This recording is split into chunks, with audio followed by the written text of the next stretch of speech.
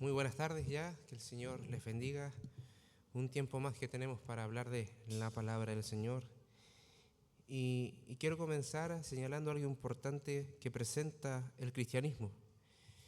El cristianismo, incluso dentro de la historia de la humanidad, divide la historia en un antes y un después. La presencia de Cristo, la venida de Cristo, muestra un evento único y que no se va a volver a repetir, y divide la historia. El tiempo que era antes de Cristo y el tiempo que es después de Cristo. Y en la vida de cada uno de nosotros también es igual. Todos tenemos un recuerdo de cómo vivíamos antes de conocer al Señor, antes de que el Evangelio viniese a nuestros oídos, a nuestras almas, a nuestras mentes, y nos llevara al arrepentimiento y creyéramos que Él es suficiente Salvador para pecadores tan viles como nosotros. Entendemos que hay un tiempo donde vivíamos perdidamente y un tiempo donde tenemos que vivir por medio de la gracia de Dios. Eso habla de un corazón cambiado. El cristianismo presenta la realidad de una buena nueva que cambia vidas, que transforma vidas, que cambia el corazón. Y no lo cambia porque nosotros somos capaces de cambiarnos a nosotros mismos, sino porque es el poder del Espíritu Santo que concede un nuevo corazón, una nueva mente, una nueva criatura, dice la palabra del Señor, que nos convierte en una nueva criatura. Y a eso, muchas gracias. Y a eso le llamamos conversión. A eso le llamamos también nuevo nacimiento. En ese instante que experimentamos la fe, experimentamos que somos llevados y convictos de pecado, vamos, confesamos nuestros pecados delante de Dios, todo lo que haya sido una ofensa contra Dios y para su gloria, buscamos dejarlo y acudimos solamente a la benevolencia de su perdón. Desde ahí en adelante se disfruta lo que la Biblia llama ser una nueva criatura y ser hecho según Cristo Jesús para buenas obras. Se disfruta también de una resurrección espiritual que apunta a una resurrección futura si es que morimos y el Señor no ha venido antes. Lo que decimos es que el cristianismo finalmente da vida, da una vida eterna. El cristianismo refleja la realidad de que en el mundo hay personas que están muertas por más que vivan. Y nosotros hoy podemos decir que realmente vivimos y hemos creído en el Evangelio. La misma Biblia, no obstante a eso, llama por la palabra de Dios, por diferentes pastores, maestros, apóstoles, a que los cristianos desde ahí en adelante no se queden ahí, sino que crezcan, sino que vayan avanzando en su vida espiritual, haciendo morir lo terrenal en nosotros, haciendo morir toda costumbre, creencia, práctica que sea sinónimo de pecado. Eso es lo que nos cuenta Colosenses en el capítulo 3. En el versículo 5 del capítulo 3 de Colosenses viene una exhortación, un imperativo que dicen: hagan morir lo terrenal en ustedes, que sea fornicación, impureza, pasiones desordenadas, malos deseos, avaricia, que es idolatría. Cosas por las cuales la ira de Dios viene sobre los hijos de desobediencia, y podemos decir, ok, entendemos por qué viene la ira de Dios por ello. Pero también dice en versículo 8, pero ahora dejad también vosotros todas estas cosas. Y agrega, ira, enojo, malicia, blasfemia, palabras deshonestas de vuestra boca. No mintáis los unos a los otros, habiendo despojado del viejo hombre con sus hechos y revestido del nuevo, el cual conforme a la imagen del que lo creó, se va renovando hasta el conocimiento pleno. Y entendemos, claro, sí, es verdad que la mentira es mala, está dentro de los 10 mandamientos, pero hay otras cosas también ahí expresas. Todas esas cosas debemos de hacerlas morir si hemos creído en el Evangelio. Si has creído en el Evangelio del Señor Jesucristo, sabes que eres una nueva criatura y debes de vivir conforme a lo que Dios manda que debemos de hacer desde el momento en que creímos hasta el día de hoy y hasta que Él regrese. El pueblo de Dios, queridos hermanos, como hemos estado hablando sobre esta última serie, debe ser distinto. La iglesia de Cristo debe ser distinta a cualquier congregación, a cualquier comunidad, cualquier grupo de personas que se congrega bajo un fin en sí mismo. Debemos de ser distintos. ¿Por qué? Porque somos el pueblo que ha sido rescatado de sus pecados y ha recibido un perdón divino, glorioso, que nosotros no podemos pagar. Un perdón que ha venido solamente por la mera bondad de Dios. Y no solamente eso, sino que estamos habitados permanente por Dios mismo. En tu corazón, en tu alma, en tu vida habita el mismo Espíritu de Dios. Y nos hace ser portadores de todas las bendiciones que Cristo ha dado a la iglesia. ¿Cuál era el propósito del apóstol Pablo con esta carta? Era decir, bueno, algunos creen que lo espiritual es espiritual y lo carnal es carnal y no tienen lucha entre sí. Lo espiritual es toda esta filosofía, todo esto que podemos pensar, pero lo carnal, todo aquello que podemos hacer con nuestro cuerpo, sin importar necesariamente que esté vulnerando lo espiritual. Y eso es una mentira. No podemos decir que vivimos con Dios y no someternos a Él. No podemos decir que hemos sido cambiados y vivimos como aquel viejo hombre que decimos que fue perdonado. Entonces, el propósito es desmentir aquella herejía que dice, la ley llegó hasta cierto punto, pero ya no sirve para nada más. No, la ley de Dios sirve para santificarnos y es el medio que Dios utiliza para llevarnos a nuestra confesión necesaria de que no podemos avanzar en la vida espiritual lejos de su gracia. Hoy vamos a ver que por el Evangelio de Cristo y la vida en el Espíritu Santo debemos de perdonarnos los unos a los otros. Pareciera como que el sermón iba hacia mostrar un pecado en específico, fuerte, potente, pero ¿saben qué? Todo ese argumento del apóstol finalmente recae en esto. Si eres creyente, si vives en el Espíritu, no puedes guardar rencor en tu corazón. Debes de perdonar, incluso soportar los unos a los otros. Vamos a leer el pasaje que tenemos acá, que es del versículo 3 al versículo 17. Son solamente algunos pocos versículos, del versículo 12 al 17 del mismo capítulo 3 de Colosenses. Colosenses 3, del 12 al 17.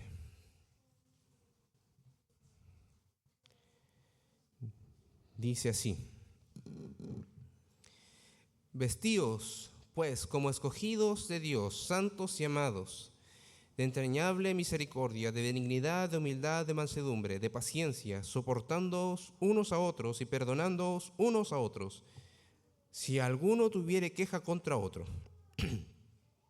De la manera que Cristo os perdonó, así también hacedlo vosotros. Y sobre todas las cosas, vestíos de amor, que es el vínculo perfecto, y la paz de Dios gobierne en vuestros corazones, a las que asimismo fuisteis llamados en un solo cuerpo, y sed agradecidos. La palabra de Cristo more en abundancia en vosotros, enseñándoos y exhortándoos unos a otros en toda sabiduría, cantando con gracia en vuestros corazones al Señor, con salmos e himnos y cánticos espirituales, y todo lo que hacéis, sea de palabra o sea de hecho, hacedlo todo en el nombre del Señor Jesús, dando gracias a Dios Padre por medio de Él. El sermón se llamará Perdónense los unos a los otros. Perdónense los unos a los otros. Y acompáñenme a tener también un tiempo de oración. Padre, en el glorioso nombre de Jesús, oramos porque necesitamos de la ayuda de tu Espíritu Santo. Necesitamos de la iluminación de tu Espíritu Santo, que nos haga comprender la revelación que está en tu palabra, cuál sea la buena voluntad que tú quieres para tu iglesia y para cada uno de tus hijos. Necesitamos honrarte y adorarte por medio de tu obra, por medio de quién eres tú. Necesitamos esa ayuda, Señor. Y oramos en este tiempo y te encomendamos este tiempo en los méritos todos suficientes de nuestro Salvador Jesucristo. Amén.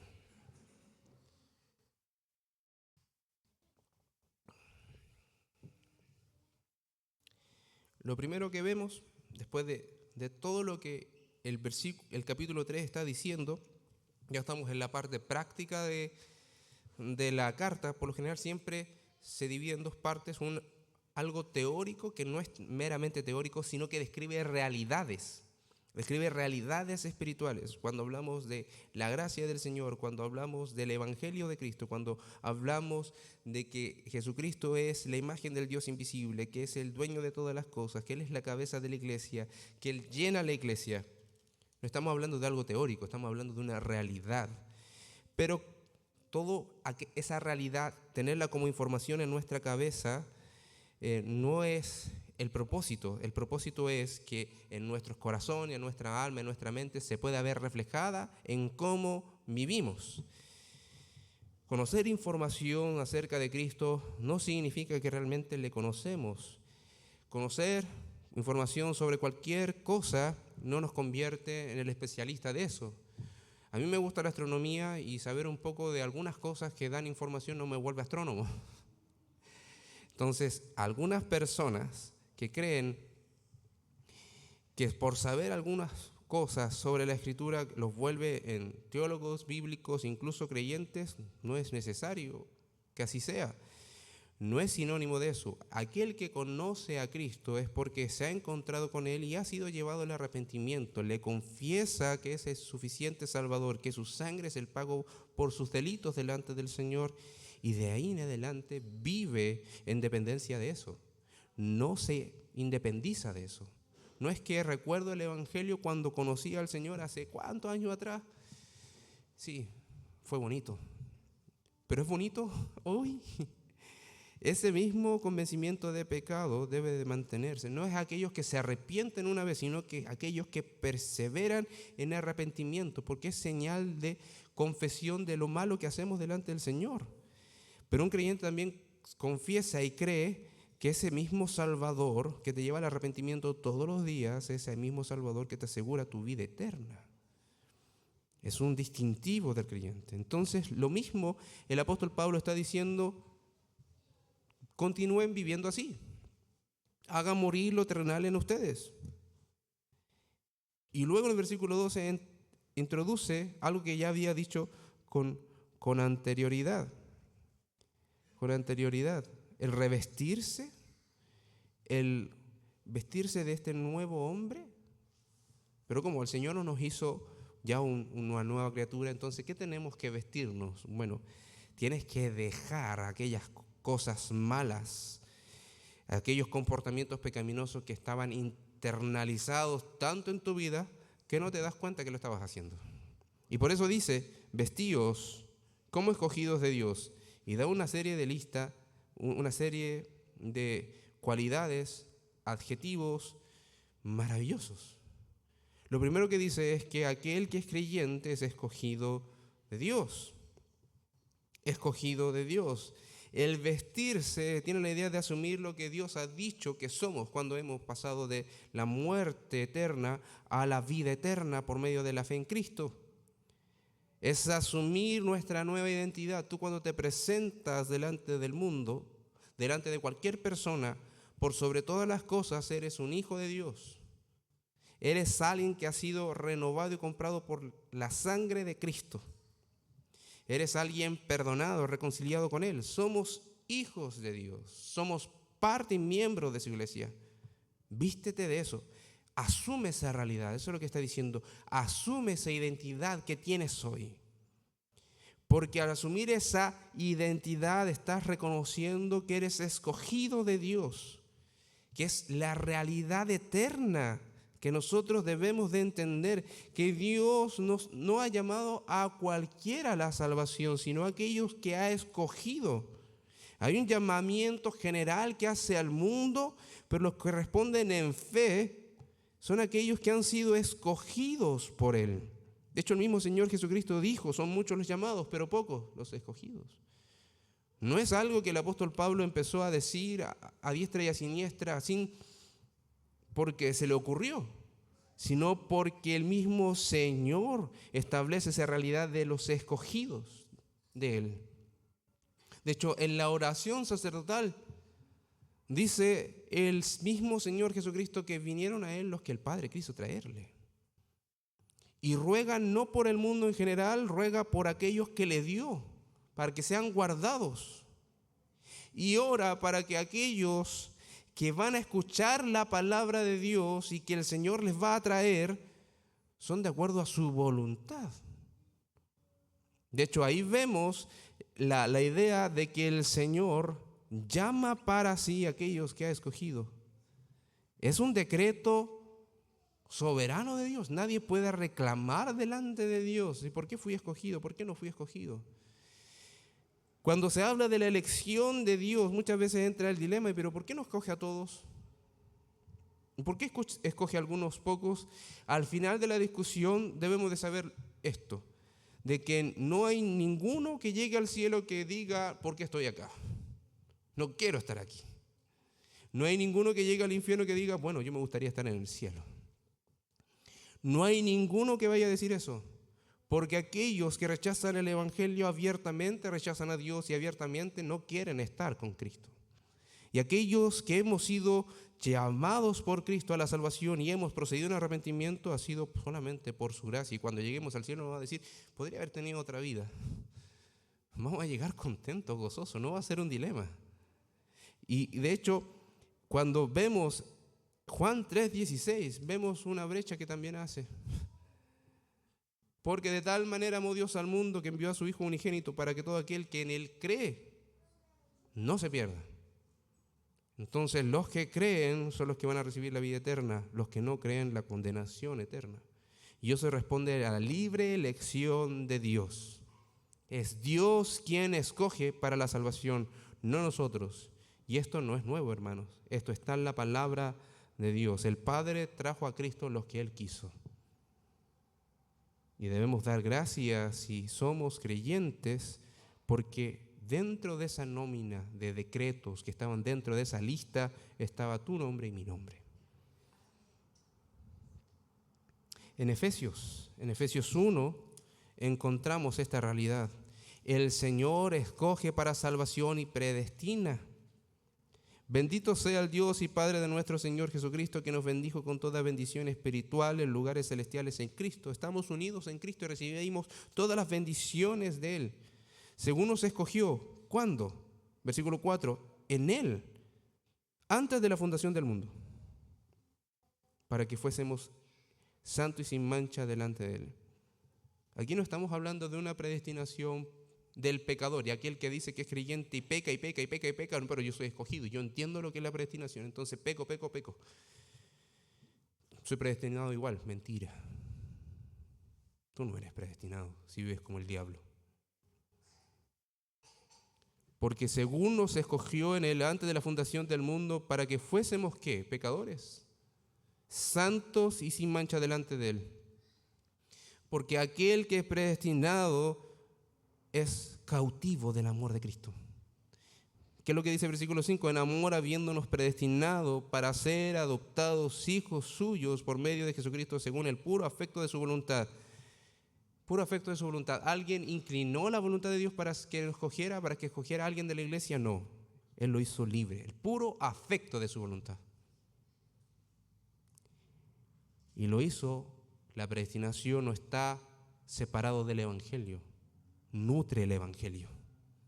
Nutre el Evangelio. Entonces, vemos incluso en Romanos 8:29 que el Señor, aquellos que predestinó, a los que antes conoció, a los que predestinó, a esos los llamó. Y a los que llamó los justificó y después los santificó. El Señor predestina. Para no vivir vidas perdidas, entregadas a los deleites y pecados, sino para vivir de manera santa y piadosa conforme a la gracia que recibimos en Cristo. Por eso dice: vístanse de acuerdo al propósito de Dios. Asuman que son escogidos de Dios. Por lo mismo debemos de andar en santidad. Vístanse como aquellos que son santos, amados, de entrañable misericordia, santos, apartados del mal. Si Cristo nos limpió de nuestro pecado, buscamos y vamos a batallar para no ceder al pecado. sino que vamos a vivir buscando a practicar la palabra de Dios. Es un esfuerzo constante que involucra la mente, el cuerpo, el alma, la práctica, no por nuestra fuerza, sino por el poder que opera en nosotros, que es el poder del Espíritu Santo, porque el mismo Espíritu Santo habita en los creyentes. Debemos de vivir como amados, santos, apartados del mal, amados, vivir conforme a ser sujetos del amor de Dios. Somos amados, debemos demostrar ese amor a los demás también.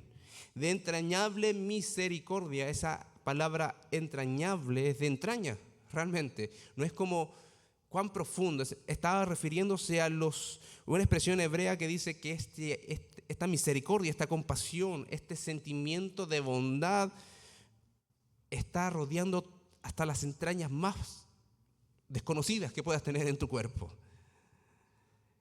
Y lo colocas a disposición del prójimo. Personas creyentes deben de vivir con entrañable misericordia, benignidad, vivir con bondad hacia los demás, como la que nosotros recibimos de Dios, la cual se presenta en todas las áreas de nuestra vida, en cada circunstancia de nuestra vida, pero sobre todo con mayor énfasis en la debilidad, en el cansancio, en las desgracias y el dolor. Benignos, buenos, bondadosos, humildes, vivir con sencillez de mente y corazón, que reconocen a los otros como superior que uno. Esto apela a no vivir con orgullo. Mansos, vivir con amabilidad y dominio propio, y a la vez con paciencia.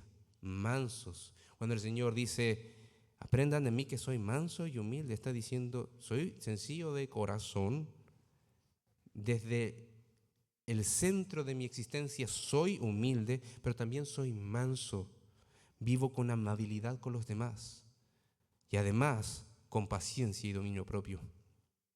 Es la disposición a sufrir daños e insultos, incluso a sufrir injurias y calumnias. El Señor lo sufrió. Básicamente lo que el apóstol está diciendo, vivan como el Señor anduvo en la tierra. Vivan conforme a los parámetros de Cristo. Sean conformados al carácter de Cristo. Y termina diciendo en el versículo 12 que tengan paciencia, vivan con paciencia. También se puede traducir como longanimidad, que no sea explosivo cuando se ve enfrentado, cuando es muchas veces sujeto de daño, sino que soporta la injusticia y tiene la esperanza del alivio divino en algún momento. Entonces el Señor nos está colocando un parámetro grande. El Señor nos está diciendo, vístanse como escogidos y bueno, vivan conforme a la voluntad de Dios. Ahora, ¿cómo podemos hacer eso? ¿Cómo podemos hacer eso? ¿Cómo podemos manifestar eso? Lo primero, lo responde más adelante que vamos a llegar allá, pero lo segundo, ¿cómo manifestamos esto? ¿Con quiénes lo manifestamos? Con los más cercanos, con la familia de la fe. Y ahí entra el versículo 13 diciendo, sopórtense y perdónense los unos a los otros. La idea de soportarse es literalmente tolerar, hermano. Literalmente está diciendo el apóstol, tolérense, porque probablemente no les gustas completamente a los otros y a todos. Quizás hay cosas de tu personalidad, de tus actitudes que quizás no le agradan a los otros. Y quizás tú también tienes ciertos prejuicios y criterios de la personalidad que no calzan con todos los demás. Pero ¿sabes qué? Aplica todo lo que describió el versículo 12 y soporta al hermano. Incluso va más allá, no es como un soporto ya, no te miro, no. ¿Cómo vamos a tener comunión así? La idea de tolerar es de vivir juntamente aceptando que no es igual a mí, que nosotros no somos la norma de conducta intachable, sino que es Cristo. Y dice, perdonen, por eso dice perdónense los unos a los otros. Y queridos hermanos, acá esto es tremendo, porque el perdón tiene la idea de sufrir también con paciencia. Pero el perdón no es olvidar. El perdón no es olvidar. Es estar consciente de lo que te han hecho. Y preste atención, hermano. Es estar consciente del mal que te han hecho. Y voluntariamente sacar esa ofensa de ti. Voluntariamente aplicar el amor y sacar esa culpa que tiene el otro contra ti. Y dejarlo sin deuda. Por eso muchas veces, valga la redundancia, encontramos que hay falta de perdón, porque apelamos a nuestra mala memoria. Si se me olvida, lo perdono. Pero no perdono porque no se me olvida y tengo muy buena memoria. Doy fecha, hora, lugar, con quién estábamos, la ropa con la que estaba vestida la persona. No, hermano. El perdón es voluntariamente sacar la ofensa, librarlo de la culpa. Perdonar. De esa manera te lleva a olvidar. Ya ni me acuerdo lo que me hiciste. ¿Por qué? Porque voluntariamente te perdoné. Y queridos hermanos, eso es lo que el Señor está apelando. Y por eso dice, así como Cristo los perdonó a ustedes. A Cristo no se le olvidó. Cristo cuando vino a morir en la cruz no estaba como, no sé quiénes son, no sé qué han hecho, no sé si me han rechazado, no me acuerdo de nada. Hermano, el parámetro de perdón es el perdón de Dios. El Señor no limitó su omnisciencia. Sabe perfectamente qué es lo que habías hecho. Sabe perfectamente cuáles son los pecados tan graves los cuales has estado metido. Incluso las cosas que ibas a hacer después de haber sido salvado. El Señor no sufre de amnesia. No limita su omnisciencia. Él sabe con detalle. Él sí tiene la hora, el segundo, el microsegundo de lo malo que hicimos. Pero Él decide cubrir voluntariamente nuestro pecado con su sangre gloriosa, su sangre bendita, para librarnos de la culpa y no estar sujeto al juicio de Dios. Bendito perdón. El perdón de Dios que entrega a sus hijos no es que no me acuerdo lo que hiciste, sino que sé que hay una fuente de sangre que brota de mi Hijo, que te lava de toda maldad. Por eso te miro, te abrazo. Por eso no hay separación entre el pecador con Dios, el pecador que ha sido perdonado con Dios. Por eso no hay separación. Y por eso libremente echa tus pecados a lo más profundo del abismo. Ahí podemos decir que sí los olvida. No es que no ignore, querido hermano. El Señor no ignora nada de lo malo que hemos hecho. Pero ha sido su gracia, ha sido su bondad, ha sido su amor. Él voluntariamente quiso enviar a su Hijo Jesucristo como sustituto de aquel que iba a recibir el castigo de cada uno de nuestros pecados. Él voluntariamente, cuando abundó el pecado, abundó su gracia y nos vino a rescatar a aquellos que estábamos muertos en delitos y pecados rumbo a la perdición. Hermanos, ese tipo de perdón es lo que el Señor está diciendo que tengamos con los unos, con los otros. Si bien nosotros no vamos a limpiar a nadie del pecado, pero sí podemos proceder diciendo, no tienes ninguna cuenta pendiente conmigo. No tienes que pedirme perdón. Cristo me perdonó mucho más de lo que tú me has hecho a mí. ¿Cómo te voy a decir, arréglatela solo?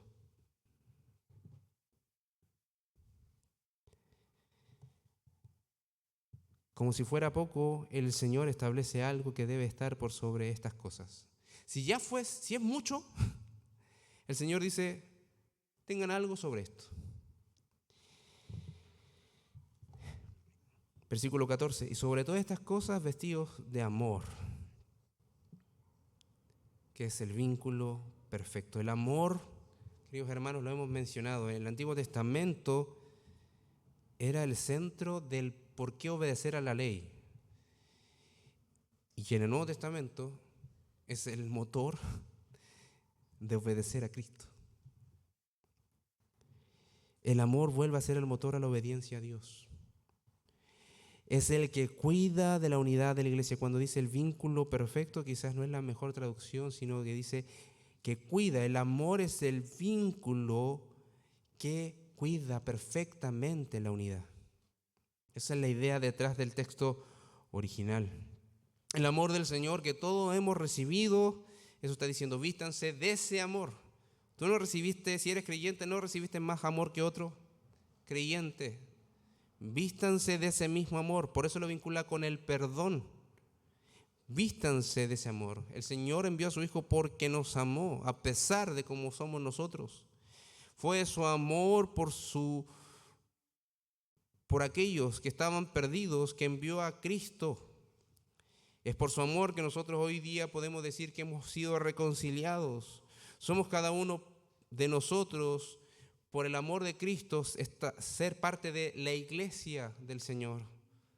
No es que pasamos un casting, no pasamos una audiencia que nos estaban diciendo ya cuáles son las aptitudes y aprobamos todas las aptitudes.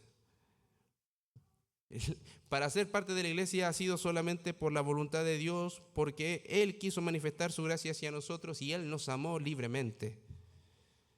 No podemos hacer que el Señor nos ame más, tampoco podemos hacer que el Señor nos ame menos. El amor del Señor es inmutable y es ese mismo amor que nosotros hemos recibido cuando creímos en el Evangelio en nuestros corazones. En Romanos 5:5 dice que el amor de Dios fue derramado por su Espíritu Santo en nuestros corazones. Y lo que está diciendo finalmente es que vivan una vida en el Espíritu. Vivan en la comunión de los santos por medio de la obra del Espíritu. Cuando apela a todas estas cualidades, queridos hermanos, que debemos vivir como santos, tenemos que tener paciencia, tenemos que ser mansos, tenemos que tener amor, tenemos que tener la capacidad de perdonar, de tolerarnos, está diciendo algo que nosotros no podemos hacer por nosotros mismos. Está diciendo, sujétense al poder divino de Dios, sujétense al Espíritu Santo, porque es el mismo Espíritu Santo que nos une. Es el Espíritu Santo que nos da esa fe, es el Espíritu Santo que nos comparte ese amor y nos lleva hacia Cristo. Es el Espíritu Santo que nos hace ser parte del cuerpo de Cristo. No hay persona que sea creyente que no sea habitada por el Espíritu Santo. No hay persona que crea en el Señor que no sea habitada por el Espíritu Santo. No hay creyente que no ha recibido el amor de Cristo por medio del Espíritu Santo desde el día que creyó. Dios jamás ha manifestado su amor para que andemos en el error.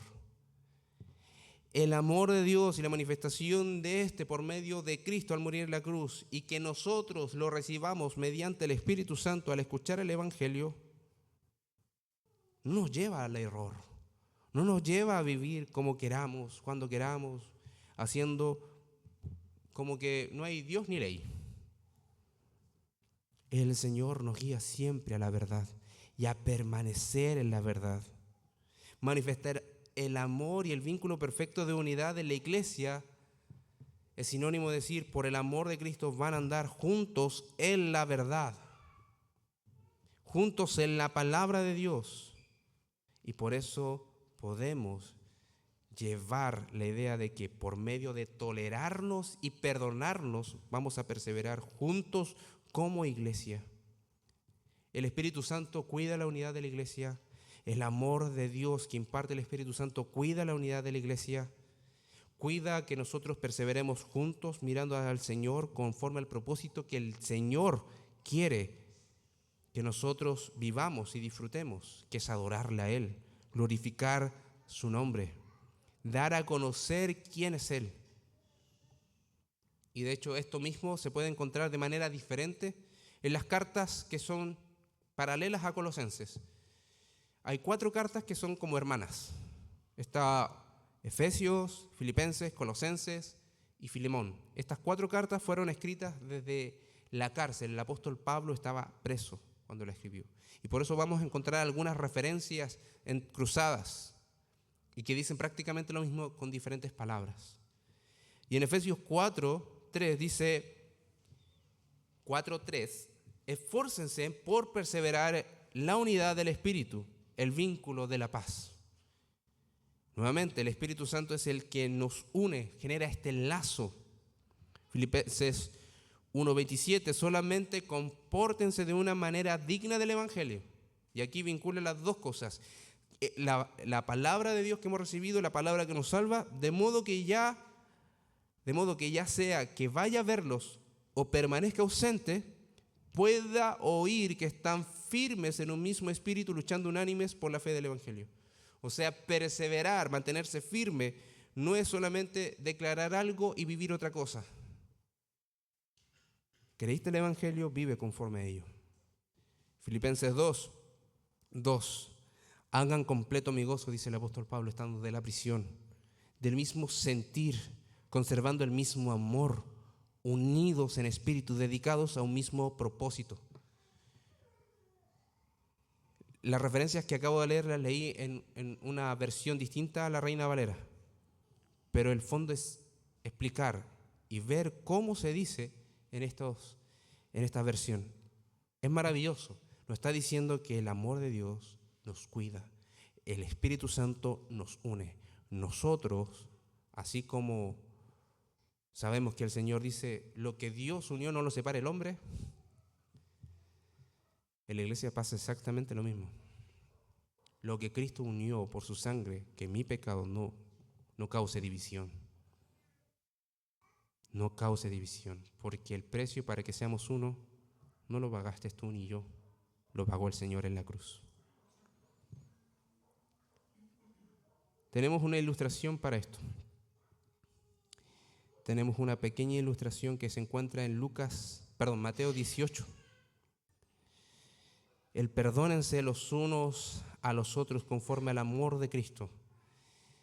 Dice, por esto el reino de los cielos puede compararse a cierto rey que quiso ajustar cuentas con sus siervos. Al comenzar a ajustarlas, le fue presentado uno que le debía 10,000 talentos, que son 216 toneladas de plata. Pero no teniendo él con qué pagar, su señor ordenó que lo vendieran junto con su mujer e hijos y todo cuanto poseía, y así pagar la deuda. Entonces el siervo cayó postrado ante él, diciendo, tenga paciencia conmigo y todo se lo pagaré. Y el señor de aquel siervo tuvo compasión, lo soltó y le perdonó la deuda. Pero al salir, aquel siervo encontró a uno de sus consiervos que le debía 100 denarios, que era el sueldo de, creo que 100 días. Y echándole mano, lo ahogaba diciendo, paga lo que debes. Entonces su consiervo, cayendo a sus pies, le suplicaba diciendo, ten paciencia conmigo y te pagaré. Sin embargo, él no quiso, sino que fue y le echó en la cárcel hasta que pagara lo que debía. Así que cuando sus consiervos vieron lo que había pasado, se entristecieron mucho y fueron y contaron a su señor todo lo que había sucedido. Entonces, llamando al siervo, su señor le dijo, siervo malvado, te perdoné toda aquella deuda porque me suplicaste. ¿No deberías tú también haberte compadecido de tu consiervo, así como yo me compadecí de ti? Y enfurecido su señor lo entregó a los verdugos hasta que pagara todo lo que le debía. Así también mi Padre Celestial hará con ustedes si no perdonan de corazón a cada uno de sus hermanos. No perdonar, queridos hermanos, nos sujeta a pecado. No perdonar nos sujeta a una rebelión contra Dios.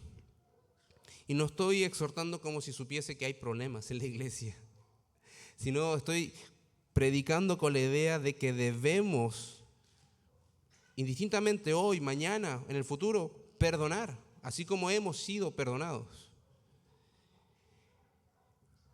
Debemos de vestirnos como escogidos de Dios, soportándonos y perdonándonos los unos a los otros. Y por último, debemos ver que debemos vivir una vida en el Espíritu. Versículo 15. Y la paz de Dios gobierna en vuestros corazones, a la que asimismo fuisteis llamados en un solo cuerpo, y sed agradecidos.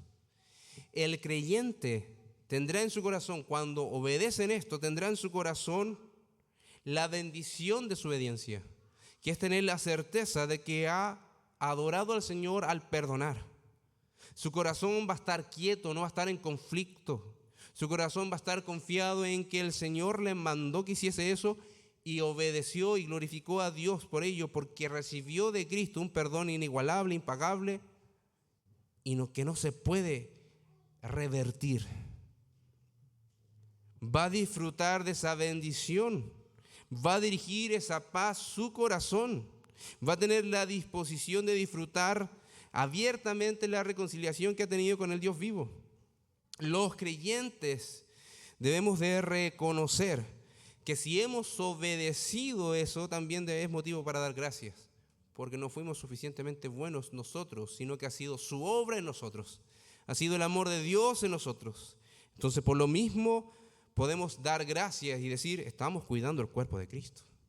Si perdonamos y nos toleramos, estamos diciendo, estamos cuidando el cuerpo de Cristo. Estamos haciendo la buena obra que el Señor nos ha entregado, y el pueblo también va a disfrutar de quietud y de paz. No sé si se ha encontrado quizás con algunas discusiones, no dentro de la iglesia, sino en la casa, ya los matrimonios particularmente. Está tensa la situación. Uno dice una versión, el otro dice otra, uno dice un argumento y después el otro. Pero cuando llegamos a acuerdo y se resuelve todo, ¿cómo se siente? Y se disfruta. Esa es la idea. Cuando hay paz en el cuerpo de Cristo por medio de obedecer la palabra del Señor, se disfruta. Y estamos disfrutando que es una iglesia que mora en abundancia en la palabra de Cristo. Versículo 16. La palabra de Cristo mora en abundancia en vosotros. Y aquí viene unos a otros, enseñándoos y exhortándoos. ¿Por qué coloca el apóstol Pablo la idea de encontrar el vínculo del amor, de la paz, previo a esto? ¿Es fácil enseñar cuando estamos enojados? Cuando estamos contrariados y estamos uno en cada bando, es fácil decir, ya, pero tienes que hacer esto. Mejor no hablar. Entonces la idea, ¿cómo vamos a obedecer? ¿Cómo vamos a escuchar? ¿Cómo vamos a predisponernos a ser exhortados, ser animados y enseñándonos los unos con los otros, abundando en la palabra del Señor si no tenemos comunión? Imposible. Pero la gracia de Dios es la que nos capacita para esto, y obedecer en la abundancia de la palabra de Dios nos va a permitir encontrar esa unidad maravillosa, y que es la base para que en el día a día podamos enseñarnos la palabra de Dios y exhortarnos los unos a los otros, animándonos los unos a los otros con sabiduría, cantando con gracia en vuestros corazones. Cuando está tenso el ambiente, ¿nos da ánimos de cantar? De hecho, me acuerdo varios retos. No míos, no me los gané yo. Pero sí veía de repente a jóvenes que estaban siendo retados y tenían la mala idea de ponerse a cantar. Y la mamá enfurecida, siempre era la mamá, enfurecida, no cantes cuando te estoy hablando y retando, y entra con una disciplina más fuerte. Cuando estamos en desazón, queridos hermanos, cuando estamos contrariados, cuando hay algo en nuestro corazón, ¿podemos venir con libertad a cantar al Señor? Cuesta. Por eso el Señor habla de que mantengamos el vínculo de la paz. Mantengámonos en el vínculo del amor que cuida la unidad perfecta del cuerpo de Cristo. Y estando así podemos abundar más y más, no solamente en conocimiento, sino abundar en toda palabra de Cristo que podamos disfrutar para conocerle a Él y así animar a otros a avanzar en la vida espiritual. Y no solamente vamos a hacer eso, sino que vamos a poder cantar con gracia en nuestros corazones al Señor. Himnos y cánticos espirituales. No es una ecuación matemática inconsciente de cómo me estoy vinculando con mis hermanos, Soy un desastre. Llego, me siento y me voy cuando termina el culto. Canto y no sé si canté al unísono con el hermano, yo vine bien, él no sé. Hermano, no se disfruta así la adoración congregacional. Estoy disfrutando la alabanza no solamente porque me gusta el himno, o no cantaron el himno que me gusta a mí, sino porque estoy viendo que mi hermano juntos podemos mirar al cielo, tomarnos de las manos, quizás no nos tomamos de las manos, pero es la idea figurada de que podemos juntos elevar alabanza al Señor, cantando alabanzas a nuestro Dios con gratitud en nuestros corazones. La adoración no es distinta del otro, el canto público no es distinto del otro, sino es junto. Y por eso después termina diciendo, y todo lo que hagan, hacedlo en el nombre del Señor Jesucristo, dando gracias a Dios Padre por medio de Él. Entonces, ¿qué es lo que vemos acá? El perdón une la vida en el Espíritu Santo nos capacita y nos da esta garantía, esta capacidad para poder hacerlo y juntos perseverar alabando al Señor. Y así, repitiendo esto, vamos a tener una vida abundante en el Espíritu, queridos hermanos. Vamos a tener una vida abundante en el Espíritu. Pareciera, queridos hermanos, que a veces cuando hablamos de las cosas del Señor, estamos a expensas de que queremos ver cosas grandes que ocurran. Queremos ver un avivamiento, queremos ver un mover de Dios, y podemos decirlo de muchas maneras. Pero ¿saben qué? Una de las cosas más simples y sencillas es de repente las que menos valoramos. El estar juntos, perseverar juntos, con gozo en nuestros corazones hasta cuando Él venga. ¿Eso no es maravilloso? ¿Eso no es glorioso? Hermano, eso es una perla preciosa que no tiene el mundo. La iglesia es un misterio que fue revelado cuando vino Cristo. Cómo dos personas, que una perseguía a la otra, que quería matarlo, puede después un día abrazarlo y decirle, eres mi hermano y contigo cantamos a la gracia que nos ha salvado. ¿De quién estoy hablando? Del apóstol Pablo. Se abrazó con Lucas, con Juan Marcos, con la familia de Esteban, el discípulo que murió, perseveró y enseñó sobre el amor de Cristo. Hermanos, nosotros quizás no hemos tenido grandes rivalidades incluso antes de conocernos. No hemos tenido quizás nunca ninguna rivalidad, pero eso no es menos importante, la unión que tenemos en el Señor. Cuidemos eso. Los grupos pequeños, queridos hermanos, están orientados a eso. Están orientados a poder crecer, ayudarnos, acompañarnos y a disfrutar esa bendita unidad que hemos recibido por el cuerpo de Cristo. Oremos. Te alabamos, Señor, porque tú eres bueno. Te alabamos, Señor, porque necesitamos de tu gracia. Te alabamos, Señor, porque sabemos que esa gracia ha venido a nosotros. Señor, ayúdanos a que el Espíritu Santo realmente esté guiando nuestra vida. Que el Espíritu Santo realmente, por medio de tu palabra, esté dirigiendo mi vida. Señor, te necesitamos con urgencia. Necesitamos dejar aquellas cosas que generan división. Necesitamos dejar aquellas cosas que muchas veces ni siquiera aportan nada a la comunión. Ayúdanos a cuidar la comunión por medio de tu palabra y a morir cada día nosotros. A morir cada día más nosotros para que Cristo sea más visible en nuestra vida. Ayúdanos a negarnos a nosotros cada día, tomar nuestra cruz y seguirte. Queremos amarte mejor, queremos amarte más y queremos servirte como tú eres digno de ser servido, porque tú eres el Rey de Reyes y Señor de Señores. Bendice a tu iglesia conforme a los méritos de Cristo. En su nombre oramos. Amén.